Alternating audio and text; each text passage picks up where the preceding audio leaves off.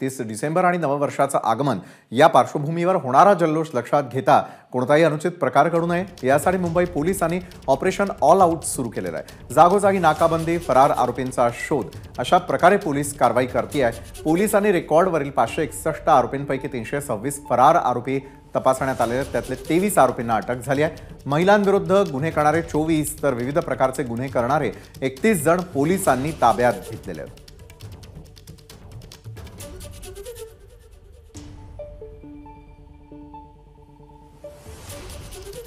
आणि याच संदर्भात अधिक माहिती देतात आपले प्रतिनिधी फैसल तांडेल आपल्यासोबत जोडले गेलेत। फैसल, रेकॉर्डवरच्या आणि त्याचबरोबर इतरही जणांचं कोम्बिंग ऑपरेशन यावेळेला मुंबईमध्ये पोलिसांमार्फत सुरू करण्यात आलेलं आहे, कारण अर्थातच आता इयर एंड सेलिब्रेशन आहे। काय अधिक माहिती आहे? नक्की आपण जर पाहिलं तर पार्श्वभूमीवर मुंबई पोलिसांनी कडेकोटे बंदोबस्त लावले आहेत आणि महत्त्वाचे जे ठिकाण आहेत त्या ठिकाणी कोम्बिंग ऑपरेशन सुद्धा काल रात्री करण्यात आलेला। काल रात्री म्हणजे सकाळी 4 पर्यंत मुंबई पोलिसांनी जे आहेत ऑल ओव्हर मुंबईमध्ये जे 93 पोलीस स्टेशन आहे त्याच्यामध्ये हे कोम्बिंग ऑपरेशन राबवलं, ज्याच्यामध्ये विविध फरार आरोपी असतील किंवा जे आरोपी विविध गुन्ह्यातील अटक आरोपी होती त्यांची चौकशी करून काही कायदा व सुव्यवस्थेचा प्रश्न निर्माण होऊ नये याची पूर्णपणे काळजी घेत आहेत। त्याचबरोबर महिला विरोधात जे गुन्हेगार होते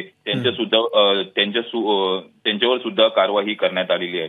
आणि एकूण पूर्ण मुंबई शहरात महत्त्वाच्या ठिकाणी आहेत त्या ठिकाणी जे आहेत नाकाबंदी लावून विदाऊट हेल्मेट असतील, विदाऊट लायसन्स किंवा जे गाडी ड्रंक अँड ड्राईव्हची कारवाई सुद्धा मुंबई पोलिसांतर्फे करण्यात आलेली होती। तर काल रात्रभर ही कारवाई करून, कारण सॅटर्डे आणि संडे हे वीकेंड असल्याने मुंबई पोलिसांनी शुक्रवारी जी आहे ही रात्रभर कारवाई केली। मात्र त्याचा उपयोग जो आहे ते वीकेंडला दिसून येईल आणि कुठलाही जो वाहन चालक आहे तो काळजीपूर्वक आपली वाहन चालवेल याची पूर्णपणे मुंबई पोलिसांनी काळजी घेतली आहे। आणि नक्कीच एकंदरीतच येत्या काळातील सेलिब्रेशनच्या पार्श्वभूमीवरती अशा प्रकारे कडक बंदोबस्त आपल्याला मुंबईभर पाहायला मिळेल। धन्यवाद दिलेल्या सविस्तर माहितीसाठी। एबीपी माझा, उघडा डोळे बघा नीट।